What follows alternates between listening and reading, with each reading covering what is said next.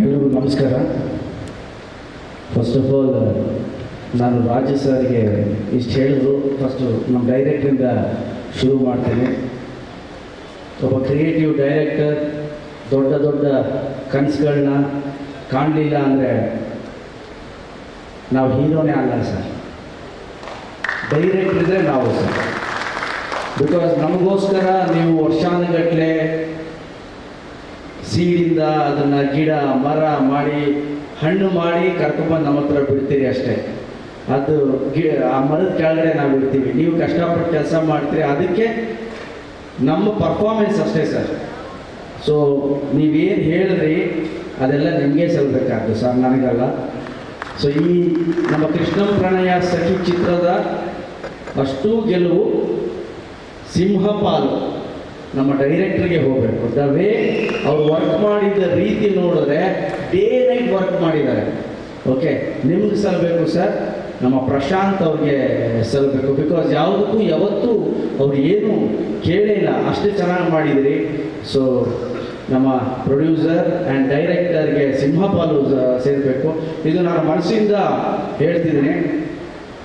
Okay, creative ಆಗಿ ಏನೇನೋ improvisation ಎಲ್ಲ ಮಾಡ್ತಾನೆ ಇರ್ತೀವಿ, ಆದರೆ ಆ ಇಂಪ್ರೂವೈಸೇಷನ್ ಎಷ್ಟು ತಗೋಬೇಕು ಎಷ್ಟು ಬಿಡಬೇಕು ಅನ್ನೋ ಗ್ರೇಟ್ ಸ್ಕಿಲ್ ನಾನು ಯಾವುದಾದ್ರೂ ಡೈರೆಕ್ಟ್ರಲ್ಲಿ ನೋಡಿದರೆ ಅದು ನಮ್ಮ ಶ್ರೀನಿವಾಸ ರಾಜ. ಎಷ್ಟು ಬೇಕು ಅಷ್ಟು ತಗೊಂಡಿದ್ದಾರೆ. ಸೊ ಈ ಗೆಲುವು ಅವ್ರಿಗೆ ಸಲ್ಲಬೇಕು ಅಂತ ಹೇಳ್ತೀನಿ. ಆ್ಯಂಡ್ ಈ ಚಿತ್ರದ ಗೆಲುವು ನನ್ನ ಎಲ್ಲ ಟೆಕ್ನಿಷಿಯನ್ಸ್ಗೆ, ನನ್ನ ಎಲ್ಲ ಕಲಾವಿದರಿಗೆ, ಆ್ಯಂಡ್ ಶ್ರೀನಿವಾಸ ಮೂರ್ತಿ ಸರ್ ಜೊತೆ ಅವ್ರು ನೋಡ್ದಿರೋ ಸಿನಿಮಾ ನೋಡ್ತಿದ್ದೀವ ನಾವು, ಅವ್ರು ಮಾಡ್ದಿರೋ ಪಾತ್ರನ ಮಾಡ್ತಿದ್ದೀವಿ ನಾವು. ಅವರು ನಡೆದು ಹೋದ ಹಾದಿ ಹಿಂದೆ ಚಿಕ್ಕ ಮಕ್ಕಳಾಗಿ ನಡ್ಕೊಂಡು ಬರ್ತಾ ಇದ್ದೀವಿ ಅಷ್ಟೇ ಹೊರತು ಇನ್ನೇನಿಲ್ಲ. ಅವ್ರು ಮಾಡಿರೋ ಮನೆಯಲ್ಲಿ ಒಂದು ಬಾಡಿಗೆ ಮಾಡ್ಕೊಂಡಿದ್ದೀವಿ ಅಷ್ಟೇ ನಾವು. ಸೊ ಪ್ರತಿಯೊಬ್ಬ ಹಿರಿಯ ಕಲಾವಿದರಿಗೂ ನನ್ನ ಮನಸ್ಸಿಂದ ಧನ್ಯವಾದಗಳನ್ನ ಹೇಳಕ್ಕೆ ಇಷ್ಟಪಡ್ತೀನಿ. ಆ್ಯಂಡ್ ಆಲ್ ಟೆಕ್ನಿಷಿಯನ್ಸ್, ನಮ್ಮ ಪ್ರಕಾಶ್ ಆಗಿರ್ಬೋದು, ವಿಜಯ್ ಆಗಿರ್ಬೋದು, ಅರ್ಜುನ್ ಜನ್ಯ ಅವರು, ಆ್ಯಂಡ್ ನಮ್ಮ ರೆಕಾರ್ಡಿಂಗ್ ಮಾಡಿದಂತಹ ಸಾಯಿ ಕಾರ್ತಿಕ್ ಅವರು ಆಗಿರ್ಬೋದು, ಆ್ಯಂಡ್ ಗಿರಿ, ಸಾಧು ಕುಕಿಲ ಸರ್, ರಂಗಾಯಣ ಅವರು, ನಮ್ಮ ಶರಣ್ಯ ಶೆಟ್ಟಿ ಆ್ಯಂಡ್ ಮಾಳವಿಕಾ ಅವರು, ಪ್ರತಿಯೊಬ್ಬರು ಅವರೆಲ್ಲರೂ ಚೆನ್ನಾಗಿ ಮಾಡಿರೋದ್ರಿಂದ ಅಷ್ಟೇ ನಾನು ಚೆನ್ನಾಗಿ ಕಾಣಿಸ್ತಾ ಇದ್ದೀನಿ. ಅವ್ರು ಮಾಡಿದ್ದಕ್ಕೆಲ್ಲ ತಲೆ ಆಡಿಸ್ಕೊಂಡು ಬಂದಿದ್ದೀನಿ, ಅಷ್ಟಕ್ಕೆ ಕ್ರೆಡಿಟ್ ನನಗಲ್ಲ, ಪ್ರತಿಯೊಬ್ಬರಿಗೂ ಸಲ್ಲಬೇಕು. ರಂಗಾಯಣ ರಘು ಅವ್ರದ್ದು ಲಾಸ್ಟಲ್ಲಿ ಯಾಕಿಟ್ಟೆ ಅಂದರೆ, ಮೊನ್ನೆ ನಾವು ದುಬೈ ಪ್ರೀಮಿಯರ್ಗೆ ಹೋಗಿದ್ವಿ. ಸೊ ಅಲ್ಲಿ 1 ಶೋ ಓಪನ್ ಮಾಡಿದ್ರು, 2 ಶೋ ಓಪನ್ ಮಾಡಿದ್ರು, 3 ಶೋ ಓಪನ್ ಮಾಡಿದ್ರು, ಕ್ರೌಡೆಡ್ ಫುಲ್ ಆಯಿತು. ಆ್ಯಂಡ್ ನಾನು, ರಾಜು ಸಾರು, ಪ್ರಶಾಂತ್ ಸರ್ ಎಲ್ಲ ಶೋ ಎಲ್ಲ ಮುಗಿಸ್ಕೊಂಡು ಪಿಕ್ಚರ್ ನಡೀತಾ ಇತ್ತು. ನನ್ನ ಪಾಡು ನಾನು ಒಂದು ಚಿಕ್ಕ ರೂಮಲ್ಲಿ ಕೂತಿದ್ದೆ. ನಮ್ಮ ಡೈರೆಕ್ಟ್ರಿಗೆ ಆಶ್ಚರ್ಯ, ಏನು ಸರ್ ಇದು ಪಿಕ್ಚರ್ ನಡೀತಾ ಇದೆ, ಪಿಕ್ಚರ್ ಅಲ್ಲಿ ಹೋದ್ರೆ ಅಲ್ಲಿ ಬರ್ಬೋದು. ನಾನು ಸರ್ ಅಲ್ಲಿ ಹೋದ್ರೆ ಪಿಕ್ಚರ್ ಬಿಟ್ಟು ಫೋಟೋಸ್ ತೆಗಿಯೋಕ್ಕೆ ಶುರು ಮಾಡ್ತಾರೆ, ನಾನು ಇಲ್ಲೇ ಕೂತ್ಕೊಂಡಿರ್ತೀನಿ ಅಂದ್ಬಿಟ್ಟು 3 ತಾಸು ಅಲ್ಲೇ ಕೂತ್ಕೊಂಡಿದ್ದೆ. ಅವ್ರು ಬಂದ ನಂತರ ಪ್ರತಿಯೊಬ್ಬರಿಗೂ ಫೋಟೋಸ್ ಕೊಟ್ವಿ. ಓಕೆ, ಕೊಟ್ಟಾದ್ಮೇಲೆ ಕಾರಲ್ಲಿ ಕೂತ್ಕೊಂಡು ಬಂದ್ವಿ.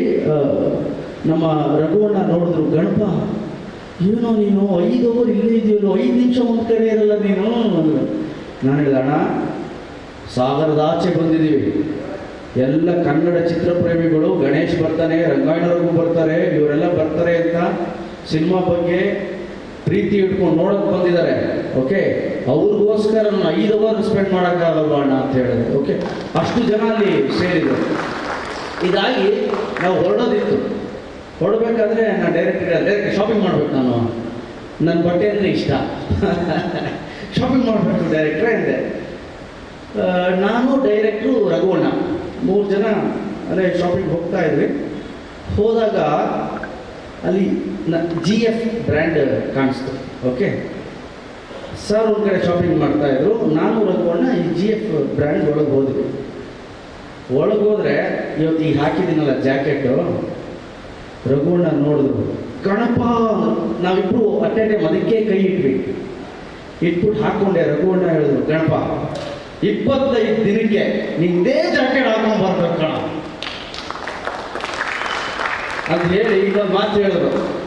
ಇಲ್ಲಿ GF ಇದೆಯಲ್ಲ, GF ಅಂದರೆ ಏನು ಗೊತ್ತಾ Ganapa? Golden fans. Golden fans ಏನಪ್ಪ, ನಿನ್ನ ಸಿನಿಮಾವನ್ನು ಇವತ್ತು ಗೆಲ್ಲಿಸಿದರೆ ನಿನಗೆ ಎಷ್ಟು ಖುಷಿ ಆಗ್ತಿದೆಯೋ ಗೊತ್ತಿಲ್ಲ ಮಾರಾಯ. ನೀನು ಯಾಕೆ ಶೂಟಿಂಗ್ ಮುಗಿಸ್ಕೊಂಡು ಮನೆಗೆ ಹೋಗ್ತೀಯಾ? ನಾವು ಬೇರೆ ಬೇರೆ ಶೂಟಿಂಗ್ ಹೋಗ್ತಿರ್ತೀವಿ, ತುಂಬ ಕೇಳಿರ್ತೀವಿ, ಈಗ ನೀನು ಹಾಕೊಳ್ಳೇಬೇಕು ಬ್ಯಾಡ್ಜ್ ಗೋಲ್ಡನ್ ಫ್ಯಾನ್ಸ್ ಅಂತ ಹೇಳಿದ್ರು. ಓಕೆ, ಸೊ ಹಾಗಾಗಿ ಇದನ್ನ ಜಾಕೆಟ್ ಬಗ್ಗೆ ಆ್ಯಂಡ್ ರಘುವ್ರ ಬಗ್ಗೆ ಕೊನೆಯದಾಗಿ ಹೇಳಬೇಕು ಅಂತ ಇದ್ದೆ.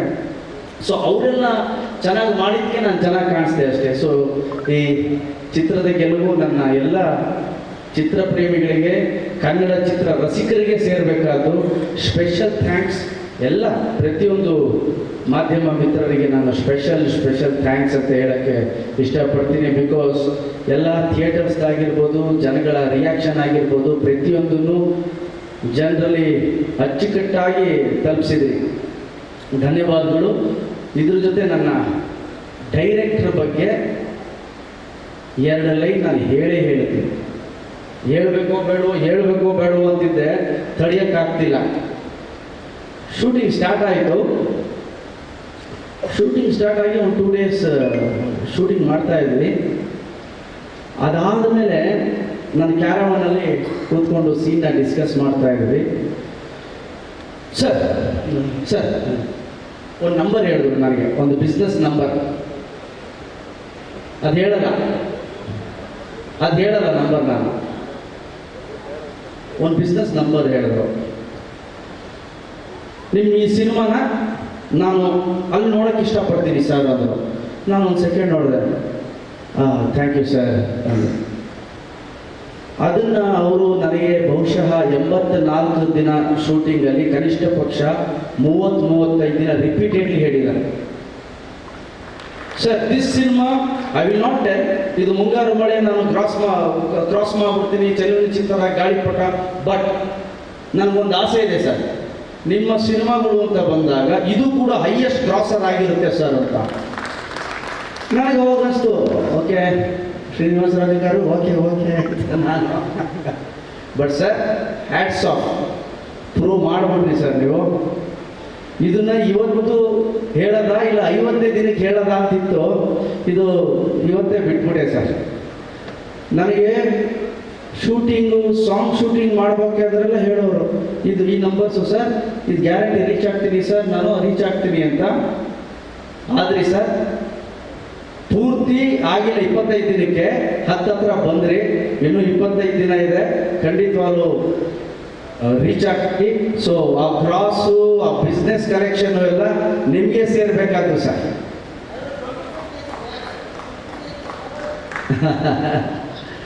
ಸೊ 25 ದಿನದ ಒಂದು ಪುಟ್ಟ ನಾವೇ ಒಂದು ಪ್ರೆಸ್ ಮೀಟ್ ಮಾಡಿ ಚಿಕ್ಕದಾಗಿ ಫಂಕ್ಷನ್ ಮಾಡಬೇಕು ಅಂತ ಮಾಡಿದ್ವಿ.